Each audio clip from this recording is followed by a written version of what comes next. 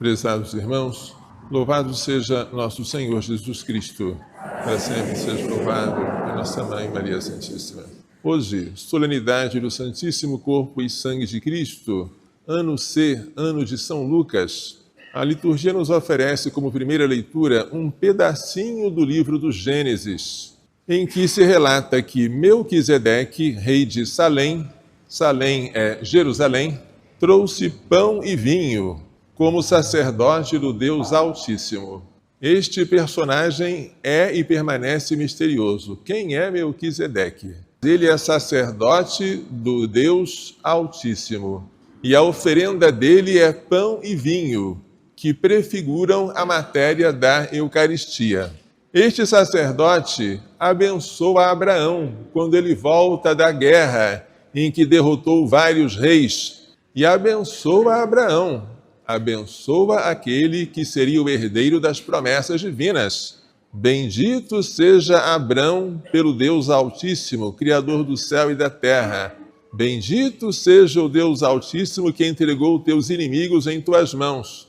E Abraão entrega a Melquisedeque o dízimo de tudo, os despojos da guerra. A 10ª parte ele entrega para Melquisedeque. Quem é Melquisedeque? Essa pergunta fica no ar. Melquisedeque aparece pela segunda vez no Salmo 109, que acabamos de ouvir. Neste salmo, o Messias prometido é chamado sacerdote eternamente, segundo a ordem de Melquisedeque. Mas a interpretação deste Salmo 109 só seria dada pela carta aos Hebreus, no Novo Testamento. Lá o autor assim raciocina. Quem é Melquisedeque? Melquisedeque não tem pai, não tem mãe, sem princípio e sem fins de dias. Assim ele se assemelha a nosso Senhor Jesus Cristo, que é sacerdote para sempre, segundo a ordem de Melquisedeque. Jesus Cristo não recebeu o seu sacerdócio da sucessão hereditária de Arão. Jesus Cristo não era da tribo de Levi, de onde saem os sacerdotes levíticos. Não, Jesus Cristo é da tribo de Judá. De Judá não sai nenhum sacerdote. Se ele é sacerdote, não é segundo a ordem de Arão, mas segundo a ordem de Melquisedeque. Ele recebeu o seu sacerdócio do Pai. O Pai o ungiu sacerdote.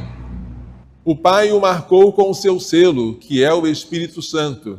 E ele, feito homem, Jesus Cristo, feito homem, tornou-se o mediador entre nós e o Pai, nosso pontífice, nosso sacerdote. Ele é capaz de oferecer ao Pai um sacrifício que lhe agrade, um sacrifício que tenha um valor tão grande que seja capaz de reparar o pecado de Adão, transmitido a nós por geração, e todos os outros nossos pecados pessoais. Qual é este sacrifício que tem um valor tão grande?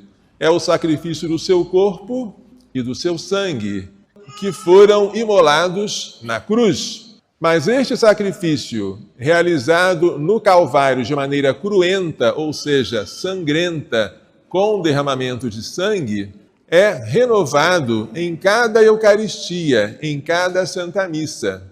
A Santa Missa é o sacrifício incruento, ou seja, sem derramamento de sangue, do corpo e do sangue de Jesus Cristo, oferecido sobre os nossos altares, debaixo das aparências do pão e do vinho, em memória do sacrifício da cruz. E é sobre este sacrifício que nós estamos para celebrar, o sacrifício da Santa Missa, é que fala a segunda leitura, tirada da primeira carta de São Paulo aos Coríntios. Irmãos, eu recebi do Senhor isso que eu vos transmiti.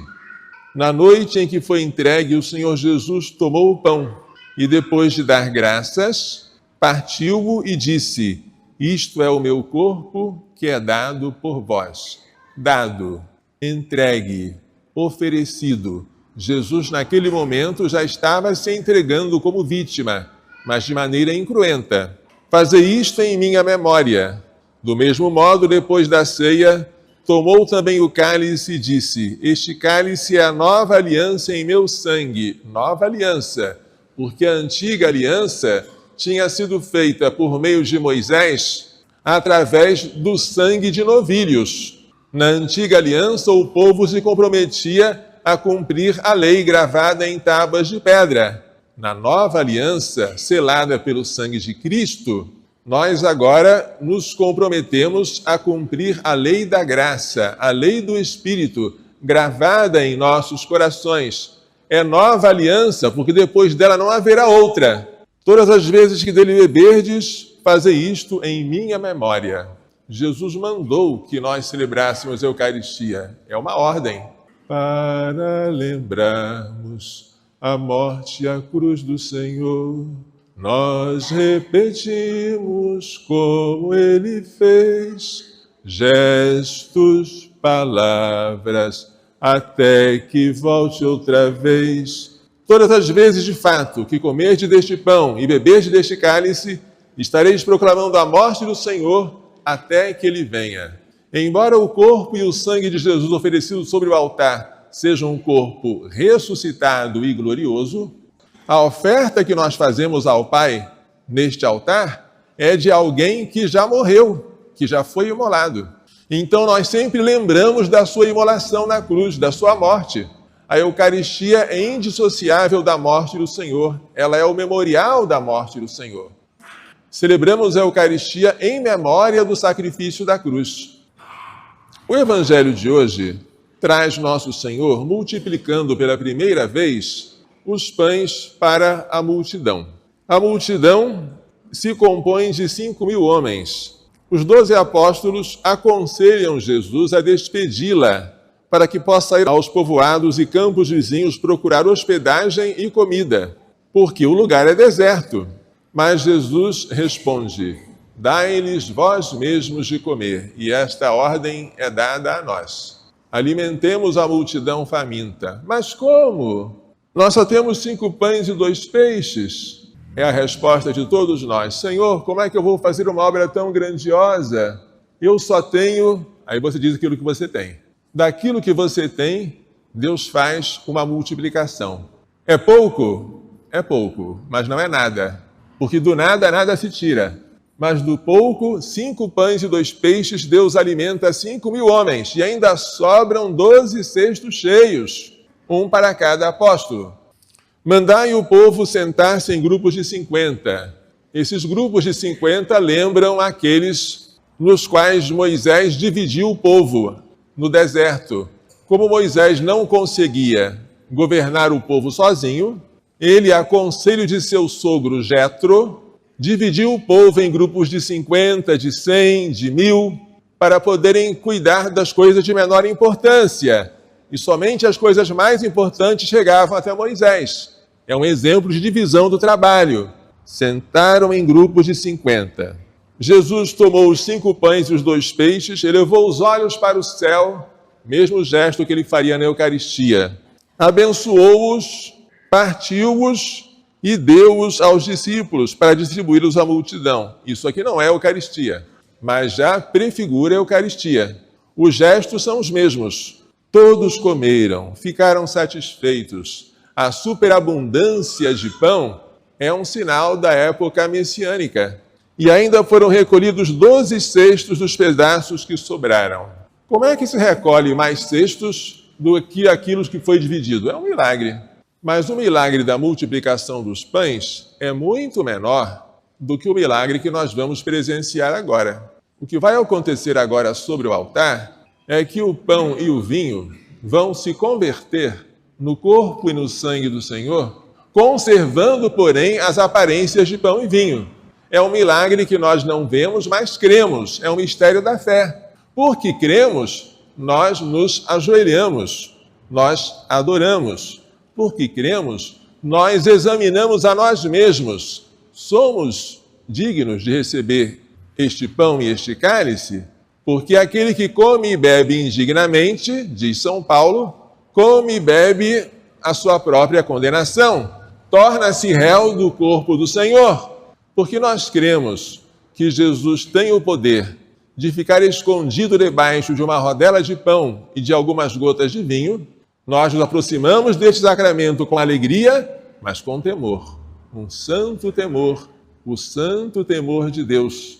Nós acreditamos que depois da consagração, anjos circundam este altar para adorar Jesus. Nós não vemos, mas cremos. E esses anjos circundam a cada um de nós que recebemos a Eucaristia, para adorar não a nós, mas o Deus feito homem e feito pão, que está dentro de nós. Este milagre e esta maravilha é tão grande que parece um conto de fadas. Parece que estamos brincando com a nossa imaginação, mas não podemos pôr limites à bondade de Deus. Jesus não se contentou em ficar conosco apenas espiritualmente. Espiritualmente, ele está presente no céu, na terra e em toda parte, como Deus. Ele quis ficar conosco também fisicamente. Mas qual é a união mais íntima entre dois corpos? É um abraço. Mais do que isso é impossível. Impossível para nós, não para ele. Ele quis ficar fisicamente presente dentro do nosso corpo. Mas isso é impossível. Para Deus, nada é impossível. Como é que eu posso ficar dentro do coração de uma pessoa? A gente fala isso de maneira figurada, mas Jesus quis ficar dentro de nós como comida e como bebida. Pasmem, a espécie do pão é mastigada, ela é misturada à nossa saliva, ela é engolida. Quanta humilhação! O vinho é bebido. Por que Jesus fez isso? Porque ele nos ama, porque ele quis nos aconchegar por dentro. Ele não se contentou apenas em nos abraçar, porque ele quis viver em nós. E não apenas pelo estado de graça, pelo qual ele faz morada junto com o Pai e o Espírito Santo. Ele quis ficar dentro de nós também fisicamente. Quais são os efeitos da comunhão eucarística em nós, para o nosso corpo? São dois. Primeiro, o corpo glorioso de Cristo, ao contato com o nosso corpo mortal, acalma as nossas paixões. Segundo, o corpo glorioso de Cristo, ao contato com o nosso corpo mortal, dá-nos a garantia de que nós também ressuscitaremos com ele. E quando amanhecer, o dia eterno, a plena visão, ressurgiremos por crer nesta vida escondida no pão. Ora, é muita maravilha para nós louvarmos a Deus. E eu pergunto aos senhores aqui, os senhores trocariam isso por uma igreja não católica em que não existe sacrário, não existe uma luzinha vermelha indicando um ser vivo lá presente, em que não existe a presença real de Jesus sobre as espécies do pão e do vinho, porque a ceia que eles celebram é apenas um símbolo, é um sinal, mas não é um sinal eficaz, não é um sinal que torna presente aquilo que ele significa, como nós, na Eucaristia. Alguém poderia trocar a Santa Missa, em que Jesus no altar se oferece por nós ao Pai, pela nossa salvação, por algum culto em que as pessoas rezam, falam, gritam. Alguns de nós seria capaz de trocar a Igreja Católica, fundada sobre a rocha, que é Pedro, por alguma outra que foi inventada pelos homens. Hoje é dia de nós reafirmarmos a nossa fé católica. Este é o único feriado genuinamente católico. E acreditem, o Brasil é privilegiado. É difícil encontrar outro país que celebre Corpus Christi na quinta-feira com feriado nacional. Não é assim nos Estados Unidos, nem sequer na Itália. Lá eles já transferiram feriados de quinta-feira para o domingo seguinte. Nós ainda não. Nós temos hoje esta festa que é só feita para honrar Jesus Cristo presente na Santíssima Eucaristia, para fazermos procissão, para ornamentarmos as ruas, para nos dirigirmos até a Praça Bom Jesus e para glorificarmos a Deus pelo amor com que Ele nos amou. Este pão foi cozido pela mamãe. A mamãe é Nossa Senhora. Jesus veio ao mundo, mas não caiu de paraquedas. Deus enviou seu Filho, nascido de uma mulher.